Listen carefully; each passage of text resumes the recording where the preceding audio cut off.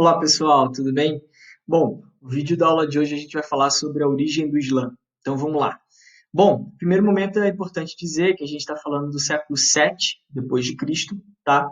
Na região da Península Arábica. Então eu coloquei para vocês, né, no mapa a região, ela está em destaque aqui em verdinho, tá? Então essa é a região que a gente está falando e a cidade, né? Obviamente de Meca, tá?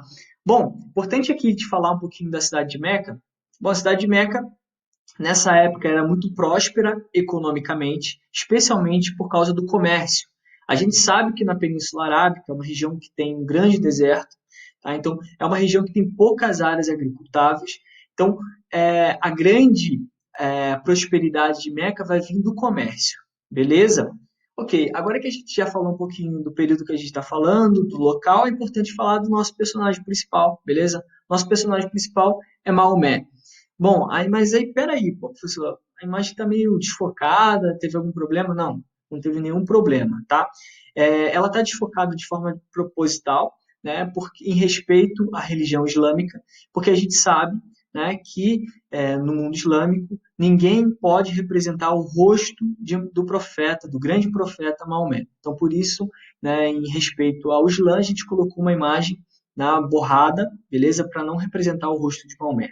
Ok? Tudo bem? Bom, falando um pouquinho de Maomé. Bom, Maomé, ele pertencia a uma tribo árabe que era os Coroachitas, que eram grandes comerciantes, né?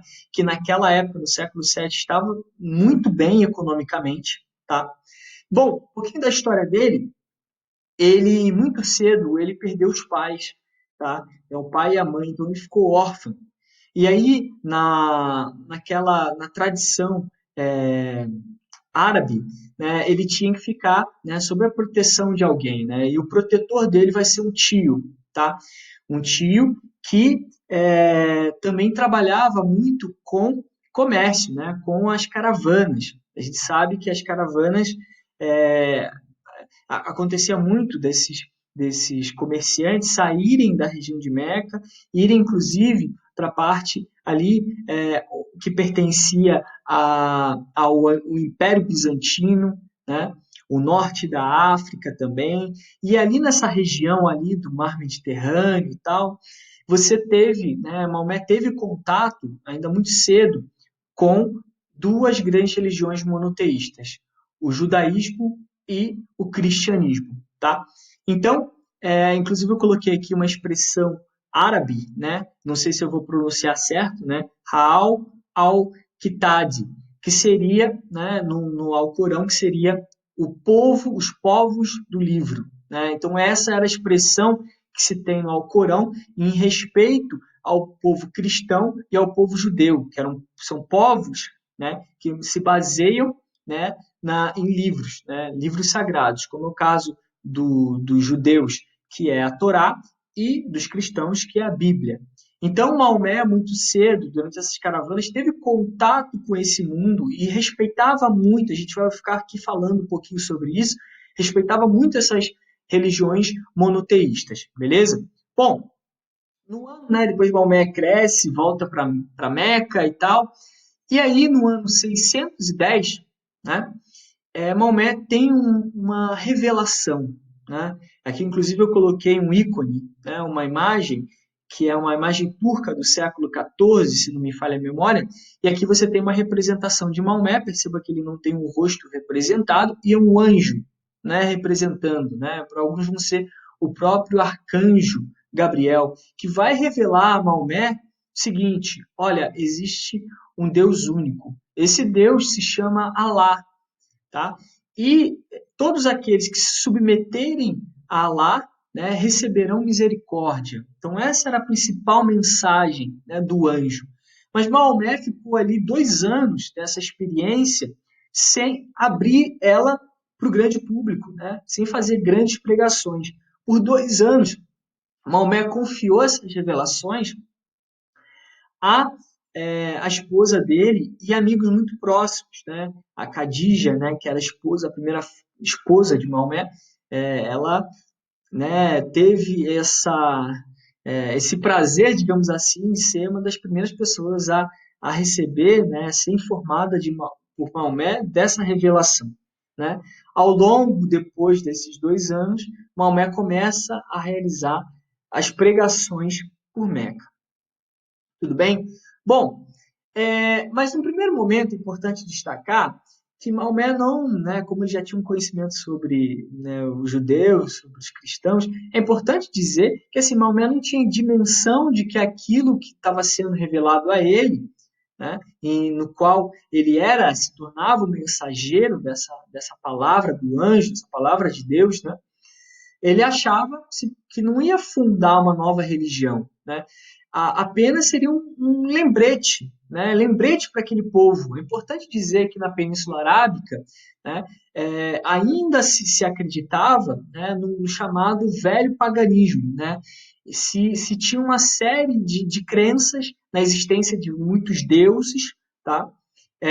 Então, claro que também em Meca, devido também a essas caravanas, esse comércio e tal, né, é, se respirava uma certa inquietude em relação à religião, né? Se pensava um pouco também na existência de um Deus uno e tal. Isso circulava em Meca de certa forma, né? Alguns grupos, né, estavam muito sensíveis e acolheram essa mensagem depois de Maomé. Então é importante dizer que era, né, no primeiro momento, ele achava que era um lembrete.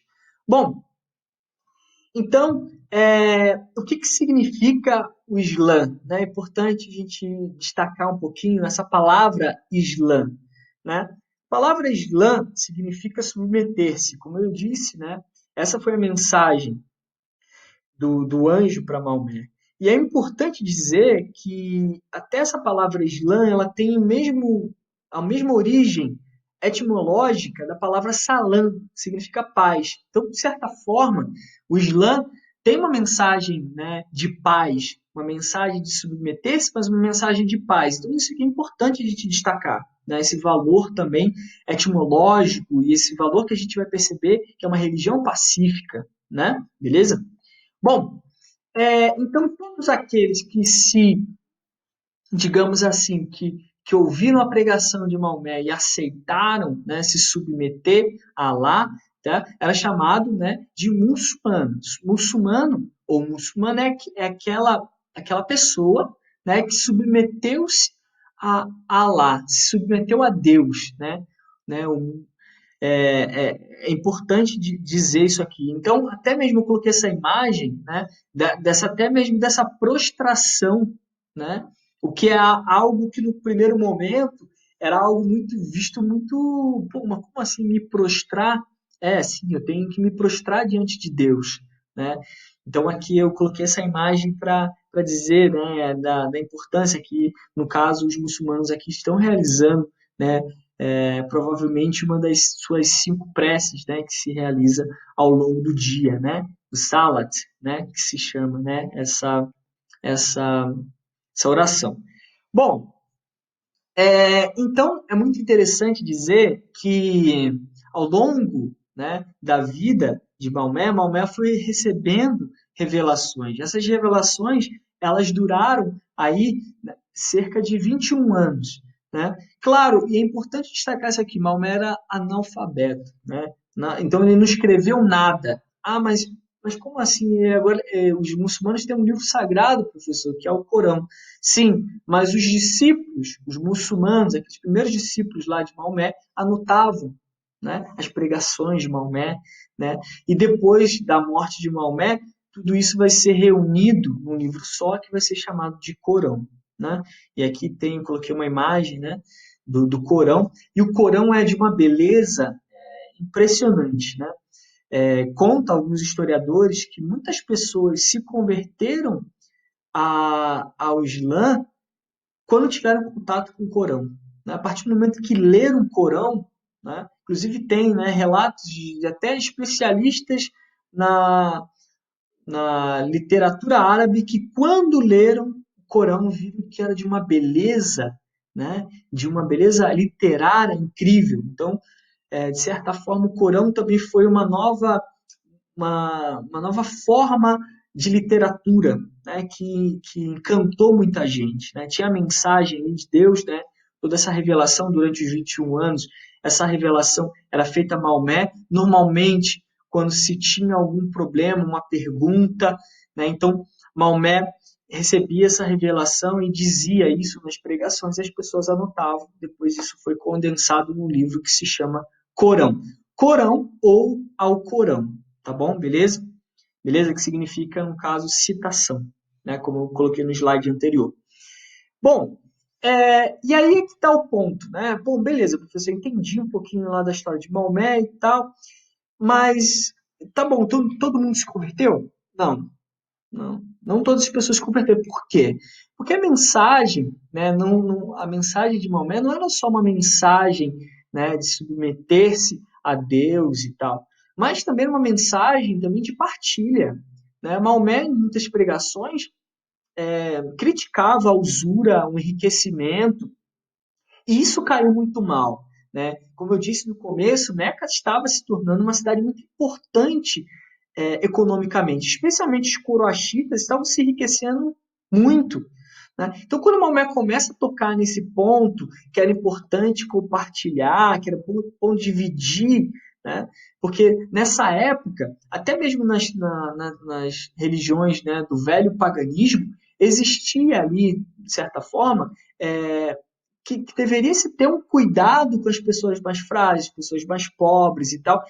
Então, de certa forma, em Meca, estava se esquecendo disso. Então, Maomé vai lembrar, opa, a gente tem que cuidar também dos mais pobres, a gente tem que compartilhar nosso dinheiro com o mais pobre. E tudo isso gerou, de certa forma, um mal-estar muito grande, né, em Meca.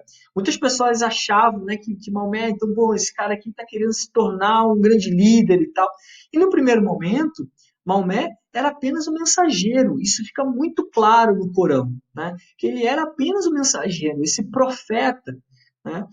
Esse enviado por Deus, né? Para essa mensagem. Não tinha, no primeiro momento, não tinha essa ideia de ser um grande líder. Bom, e aí, ali em torno de Maomé, foram surgindo, né, de certa forma, uma comunidade, a primeira comunidade, digamos assim, de muçulmanos, beleza? Só que a relação ali em Meca estava muito difícil, né? Porque Maomé não estava sendo muito bem quisto naquela região, não, tá? E aí, antes de chegar a esse ponto, é importante que eu coloquei esse slide, tinha esquecido. Que é importante dizer também que no Uma tinha muitas mulheres, especialmente mulheres de clãs mais pobres, né? Também começaram a se converter ao Islã. Né? E aqui depois é importante dizer a relação que Maomé tinha com as mulheres é uma relação de muito respeito. Né? Em alguns, né, livros de história, né, historiadores falam muito disso, né? Que Maomé escutava as mulheres, né? Maomé tinha um respeito muito grande pelas mulheres. Né? Então, eu coloquei esse ponto aí para a gente pensar. E aí, gente, no ano 619, a gente tem a morte do tio. Lembra lá quando eu falei que Maomé era órfão e tal, e estava sob a proteção do tio? E aí, quando tem a morte do tio, Maomé fica sem proteção. Aí você fala assim, pô, professor, mas, pô, Maomé já era adulto, né, e tal. O que isso tem a ver? Tem a ver o seguinte, tá? Que na tradição árabe, é o seguinte, quando morria seu protetor, você estava meio que desprotegido. Você tinha que achar uma outra pessoa que pudesse ser seu protetor. Tá? Por que isso aqui é importante? Porque a partir da morte do protetor de Maomé, se a pessoa não tivesse um protetor, a pessoa podia ser morta. E que as pessoas não iam ser condenadas por isso. Então, Maomé estava incomodando. A morte do tio de Maomé, né, fez com que Maomé ficasse desprotegido e poderia ser morto, né, sem nenhum problema. Tá? Então, existia um pouco isso nas tribos árabes, beleza? Então, esse aqui é um ponto legal. E aí, isso forçou Maomé o quê? Pô, sem proteção, sendo ameaçado, né, tocando o dedo na ferida ali, né, dos corachitas, mexendo um pouco no comércio dos corachitas. O que aconteceu? No ano 622, né, Maomé teve que fugir com seus discípulos, né, com os muçulmanos, tiveram que fugir, saíram de Meca, da cidade de Meca, para Medina. Né? E aqui, esse episódio na história ficou conhecido como Égira. E esse ponto aqui no ano 622 é muito importante, porque segundo, né, a tradição islâmica, isso aqui foi o início, né, do islamismo. Né, essa saída de Meca, né, para Medina, tá, foi, digamos assim, para os muçulmanos, é o ano de fundação do Islã, tá bom? Então, Égira foi isso. Inclusive, é o marco do calendário islâmico, beleza? A Égira. Então, eles foram para a cidade que anteriormente se chamava Iatrebe, né, e que depois passou a ser chamada de Medina. As imagens que eu coloquei aqui são muito bonitas, né, são imagens atuais, beleza? Mas antes essa cidade era muito, né, tinham poucas tribos e tal, era uma cidade ainda, né, tem que lembrar lá que é século VII, né? Coloquei essas imagens apenas para dizer. Então, ali em Medina, foi quando começou a surgir, de certa forma, assim, onde o islamismo foi posto em prática, né? Onde aquela comunidade ele colocou em prática mesmo, né? Os ensinamentos de Maomé. Bom, e aí também em Medina é quando foi construída a primeira mesquita. Né? A mesquita seria um local de oração, né? Um templo, né? Um local de oração. E aqui eu coloquei uma foto atual, né, de uma mesquita, mas as mesquitas, a primeira mesquita que foi construída em Medina era muito simples, e as outras também vão seguir esse mesmo cuidado arquitetônico, né, com essas pilastras e tal, uma coisa bem simples, tá? Beleza? Esse é um elemento legal. Bom, e aí aqui tem, né, eu coloquei o rompimento com o judaísmo e o cristianismo. E aqui é importante dizer um ponto, né, explicar uma coisa para vocês bem importante.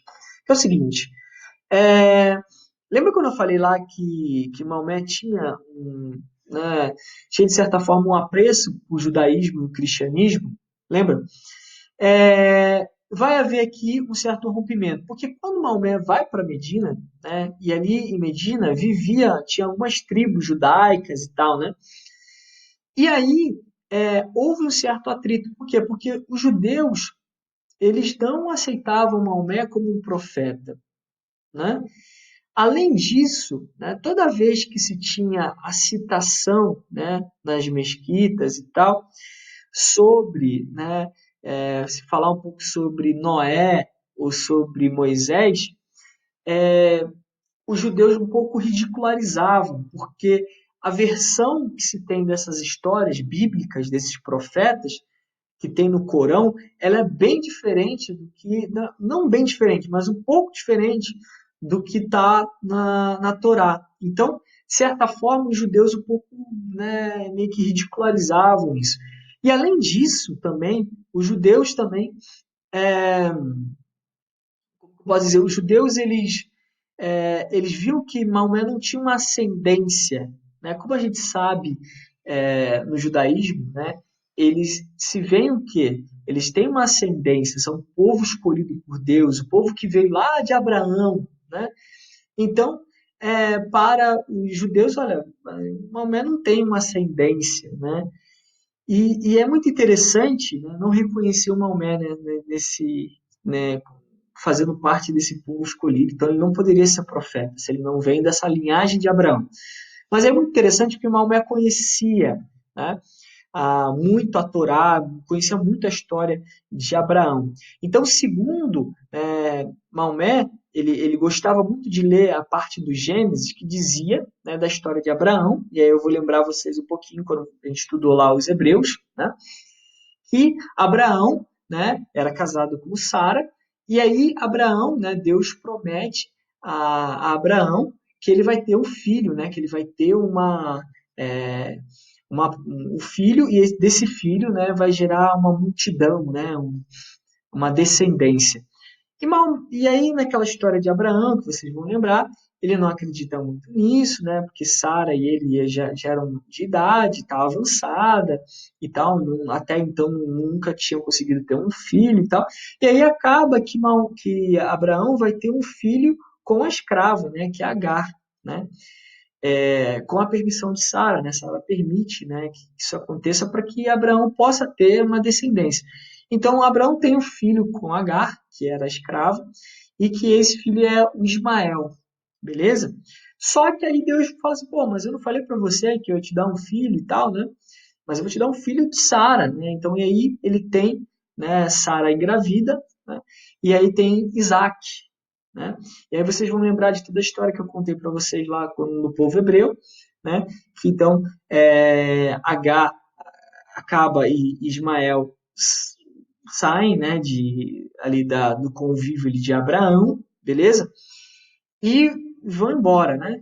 E aí Maomé via, né, nisso e falava assim, olha, os árabes sim são, né, os muçulmanos sim são parentes de Maomé, vêm da linhagem de Maomé, mas não a partir de Isaac, como é né, o povo judeu, né, que vai vir depois de Isaac, da linhagem de Isaac, né, vem as 12 tribos de Israel e tal.